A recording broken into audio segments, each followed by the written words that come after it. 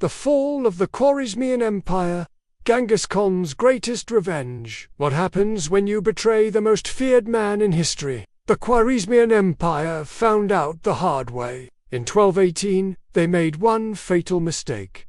They killed Genghis Khan's trade envoy. What followed wasn't just war, it was annihilation. In this chapter of Genghis Khan's rise, you'll see how the great Khan unleashed a scorched earth campaign that wiped an empire off the map. All in the name of vengeance. He was now looking west to trade. The Khwarezmian Empire, rich with cities like Samarkand and Bukhara, seemed like a perfect partner. So Genghis sent a 500-man caravan loaded with silks, gold, and rare goods to open peaceful trade. But instead of welcoming the offer, the governor of Otrar accused them of spying, seized the goods, and executed the traders. But the Shah doubled down. He had one of them killed and sent the others back mutilated. Genghis didn't go straight to war. He gave the Shah, Ela ad-Din Muhammad, a chance to make it right. He sent 3 diplomats. That was it. The message was clear. No more negotiations. Genghis Khan would now write history in blood. This wasn't a punitive strike, it was an extinction event. One by one, they were executed, enslaved, or disappeared. Reports say 100,000 people were slaughtered in retribution. The Mongols used siege tactics they had learned from the Chinese catapults, battering rams, firebombs. Once inside, they massacred tens of thousands. In 1219, Genghis launched his full invasion of the Khwarezmian Empire. Stories of cities burned, people flayed, heads stacked in pyramids, it all served a purpose: to break the will of the enemy before the battle even started. Genghis was sending a message.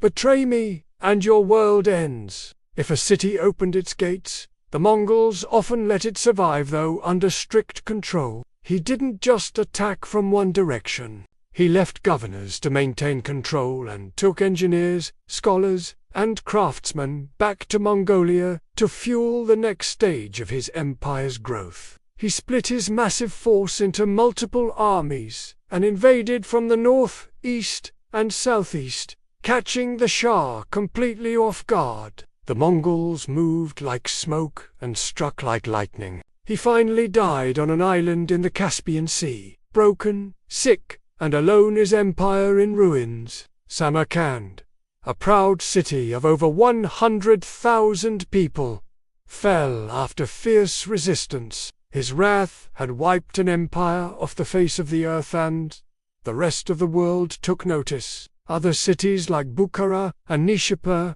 met the same fate. But this wasn't mindless slaughter.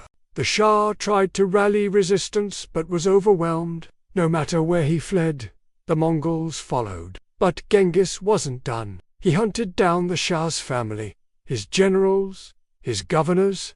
One of the most chilling stories. After the death of his son-in-law during the campaign, this was not just revenge, it was systematic erasure. What made Genghis's campaign so terrifying wasn't just the brutality, it was the psychology. He let survivors escape to spread the horror. Entire cities would surrender at the first sight of Mongol scouts, hoping to avoid the wrath.